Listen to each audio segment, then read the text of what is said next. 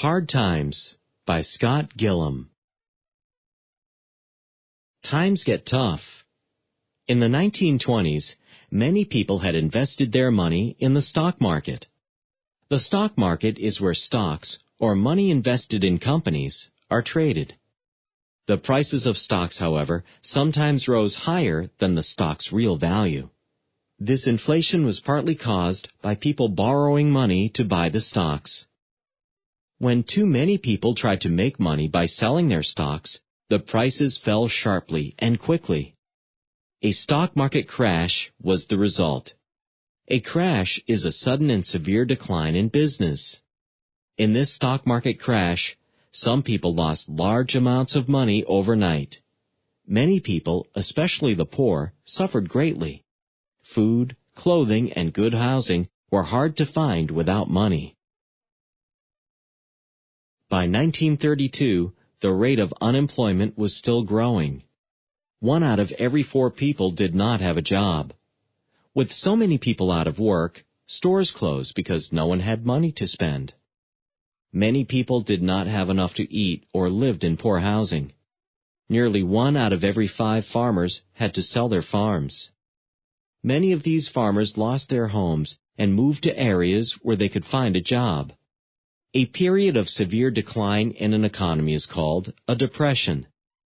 From October 1929 until December 1941, the United States went through a period known as the Great Depression. Before the Depression.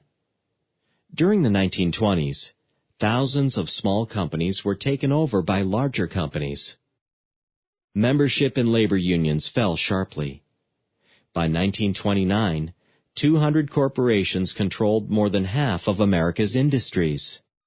An average of 600 banks failed or went broke every year. By 1929, 75% of all families made less than $3,000 a year. Herbert Hoover. President Herbert Hoover, who was elected in 1928, tried to reverse the stock market crash. He asked businesses to put more money into the economy, but this did not work. Between 1929 and 1932, investments in business fell by 98%. Many banks went broke, and more people lost their jobs and homes. To make things worse, there were no government programs to provide aid. People who had lost their homes often gathered in temporary towns called Hoovervilles. During the Depression. In 1933, the worst year of the Depression, many Americans lost their jobs. Because they had no other sources of income, many people sold their cars or homes to raise money. Others moved in with family members. People who had lost their homes sometimes moved, looking for a job anywhere they could find them. The problems of the farmer. In addition to the problems faced by many people during the Depression, farmers had more challenges. Many farms were suffering from drought. Also, many farmers had borrowed money to buy more land and farm machinery during the early 1920s to take advantage of high food prices. When the high prices fell, the farmers still had to pay interest or additional money on their loans. Small farmers who rented land lost business to farmers who had machines. It was cheaper for large landowners to farm all the land themselves. Thousands of people moved west, where they hoped to find work as migrant workers. These workers traveled from one area to another in search of work on farms. The New Deal. Franklin Delano Roosevelt defeated Herbert Hoover and became president in 1933. Hoover had asked businesses to fight the Depression on their own. Roosevelt, however, believed that the government should help. With new government programs called the New Deal, Roosevelt tried to improve the economy.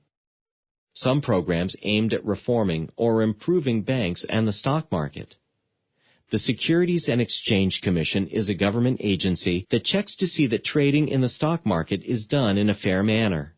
The Federal Deposit Insurance Corporation insures people's bank savings in case of any loss. Both programs were created by the New Deal and still exist today. Among the New Deal programs that did not succeed were the Civil Works Administration, which created temporary jobs repairing the nation's roads and bridges. Another program that failed was the National Recovery Administration, which made rules for businesses to follow and included a minimum wage. The Supreme Court found that the agency took over some of Congress's powers. Fighting the Depression. Roosevelt's first term as president was successful. Banks reopened, more people had jobs, and more goods and services were being produced. As a result, Roosevelt was elected again in 1936.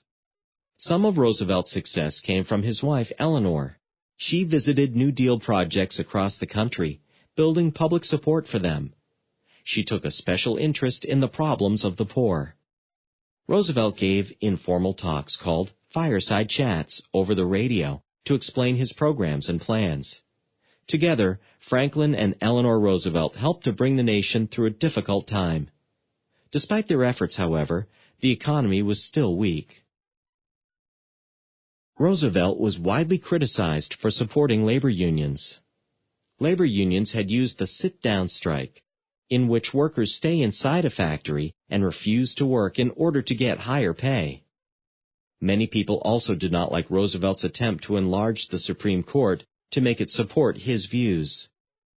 When the United States entered World War II in 1941, increased spending finally ended the 12-year Depression. America during the 1930s. Movies were the most popular kind of entertainment during the Depression. Many people went to the movies once a week. Movies revealed what people were thinking about as the Depression developed. Some movies reflected the stock market boom of the 1920s and the resulting crash of 1929. Musicals, however, revealed people's need to believe that better times were on the way. Events around the world during the 1930s were not peaceful.